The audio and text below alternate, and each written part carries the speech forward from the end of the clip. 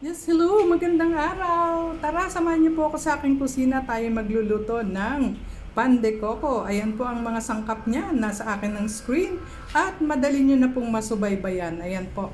Marami-rami pero okay lang dahil yan po ang mga sangkap niya. Ayan, akin na pong inilagay ang warm milk sa 2 tablespoon na Activist at 1 tablespoon na sugar.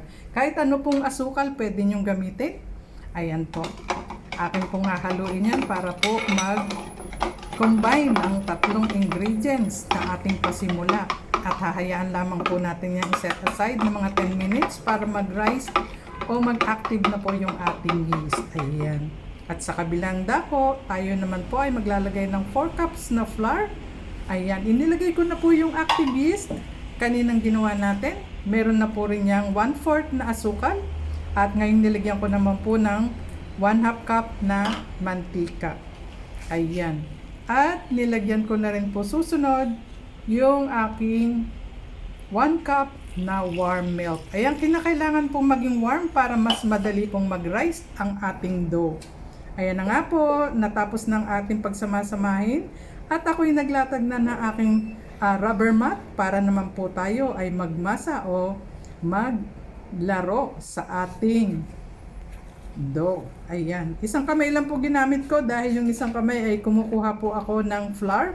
Kinakailangan hanggat makukuha natin yung consistency. At ayan na nga po, natapos na aking lagay sa bowl na may mantika at saka ko po tatakpan ng tuwalya.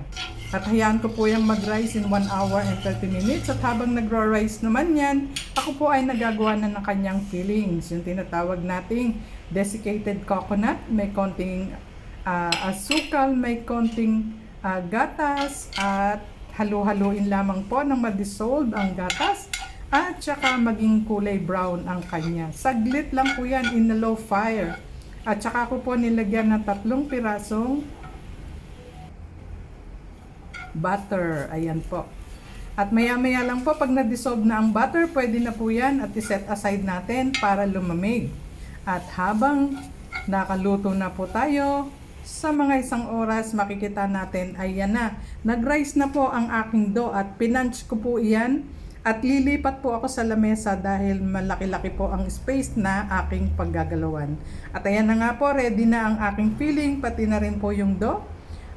Yan, napira-piraso ko na po sila at akin na pong uumpisahan ang pagbabalot at papalamanan ng ating coconut. Ayan po.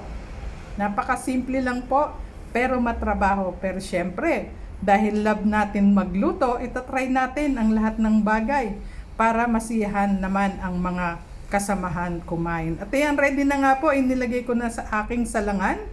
Ayan. Improvise po ako sa mga gamit, kaya kung ano po magagamit ko ay na aking ginagamit. At ayan, akin po munang tinakpan in 30 minutes. Pagkatapos ng 30 minutes, akin naman pong naglagay na isang beaten egg na may konting gatas. Akin pong ibabrush sa ibabaw ng aking bread. Bago ko po iyan ilagay sa aking oven.